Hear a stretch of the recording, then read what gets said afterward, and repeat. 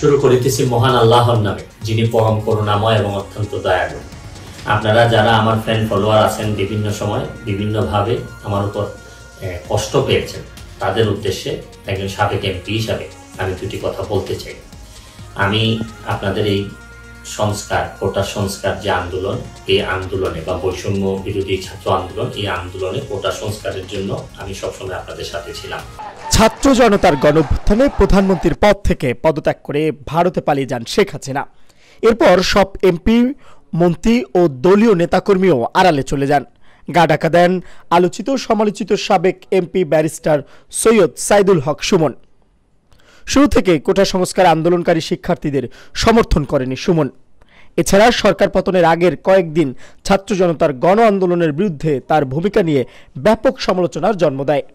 বিশেষ করে 4 আগস্ট ছাত্রলীগ ও যুবলীগের উদ্দেশ্যে দেওয়া সুমনের বক্তব্য সোশ্যাল মিডিয়ায় ছড়িয়ে পড়লে সমালোচনার ঝড় ওঠে।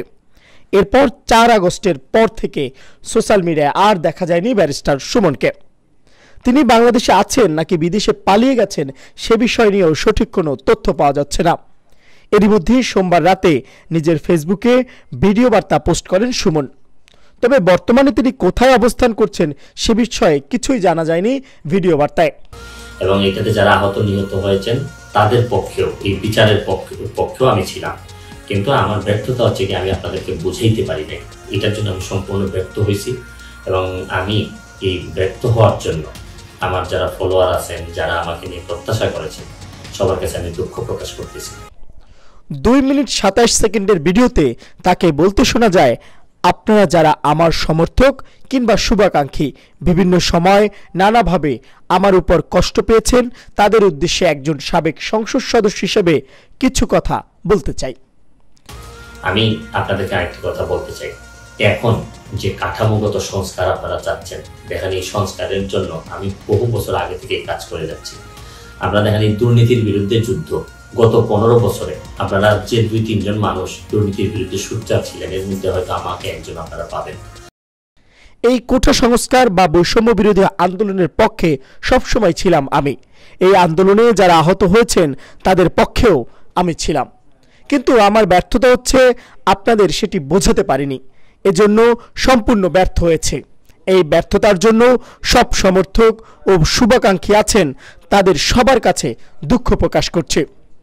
আপনারা জানেন যে আমি এসালামের বিরুদ্ধে নিজে বাদী হয়ে মামলা করছি টাকা পাচারের জন্য।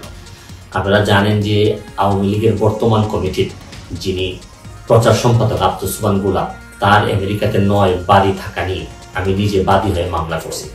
আমি পুলিশের সাবেক আইজিপি বেনজিরের বিরুদ্ধে নিজে বাদী হয়ে দুদকে মামলা করছি। মহান সংসদে আমি তার বিরুদ্ধে বক্তব্য দিছি। মতিউর যে কর কমিশনার মতিউরের বিরুদ্ধে আমি মামলা করছি। আমি সালাম মুর্শিদির বাড়ির নিয়ে মামলা করছি। আমি সালাউদ্দিন, কাজী সালাউদ্দিন যে ফুটবলের দুর্নীতি নিয়ে আমি কথা বলছি। ওসি মুয়াজ্জেমের বিরুদ্ধে আমি নিজে মামলা করছি, করে তার 8 বছরের সাজা হয়েছে ডিজিটাল নিরাপত্তা আইনে।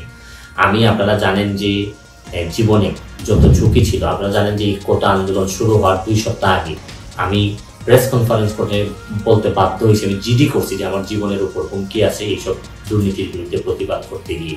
সুতরাং আমি এই যুদ্ধে সবসময় চেষ্টা করছি। এখন আপনারা যারা যে যুদ্ধ শুরু করছেন, ছাত্র জনতার নেতৃত্বে যে যুদ্ধ, এই যুদ্ধে আমি মনে করি যে দুর্নীতির বিরুদ্ধে যুদ্ধ, এই যুদ্ধে আমি আপনাদের সবসময় আমি আপনাদেরকে দোয়া করি যে আমি যতদিন আসি চেষ্টা করে যাব দুর্নীতির বিরুদ্ধে এই যে যুদ্ধ, এই যুদ্ধে সবসময় শরীর থাকা, আমার জায়গা থেকে আমি চেষ্টা করব। এই বলে আজকের মতো বিদায় নিচ্ছি। ভালো থাকুক আমার বাংলাদেশ, ভালো থাকুন সবাই। ধন্যবাদ। তিনি বলেন, আপনারা এখন যে কাঠামোগত সংস্কার চাচ্ছেন, অথচ এই সংস্কারের জন্যই দীর্ঘ বছর আগে থেকেই কাজ করে যাচ্ছি আমি। দুর্নীতির বিরুদ্ধে যুদ্ধ, গত 15 বছরে যে 2-3 জন মানুষ দুর্নীতির বিরুদ্ধে সোচ্চার ছিলেন, তাদের মধ্যে হয়তো আমাকে একজন পাবেন। আমি এস আলমের বিরুদ্ধে বাদী হয়ে টাকা পাচারের জন্য মামলা করেছি। আওয়ামী লীগের বর্তমান কমিটির যিনি প্রচার সম্পাদক আব্দুস সুবহান গোলাপ, আমেরিকাতে তার 9টি বাড়ি থাকা নিয়ে আমি নিজে বাদী হয়ে মামলা করেছি। পুলিশের সাবেক আইজিপি বেনজির আহমেদের বিরুদ্ধে নিজে বাদী হয়ে দুদকে মামলা করেছি। জাতীয় সংসদে তার বিরুদ্ধে আমি বক্তব্য দিয়েছি। কর কমিশনার মতিউরের বিরুদ্ধে মামলা করেছি। সালাম মুর্শিদির বাড়ি নিয়ে মামলা করেছি, ফুটবলের দুর্নীতি নিয়ে কাজী সালাউদ্দিন সম্পর্কে কথা বলেছি, অফিসার ইনচার্জ ওসি মোয়াজ্জেমের বিরুদ্ধে আমি নিজে মামলা করেছি। পরে ডিজিটাল নিরাপত্তা আইনে তার 8 বছরের সাজা হয়েছে। ব্যারিস্টার সুমন বলেন, আপনারা জানেন আমার জীবনে কত ঝুঁকি ছিল।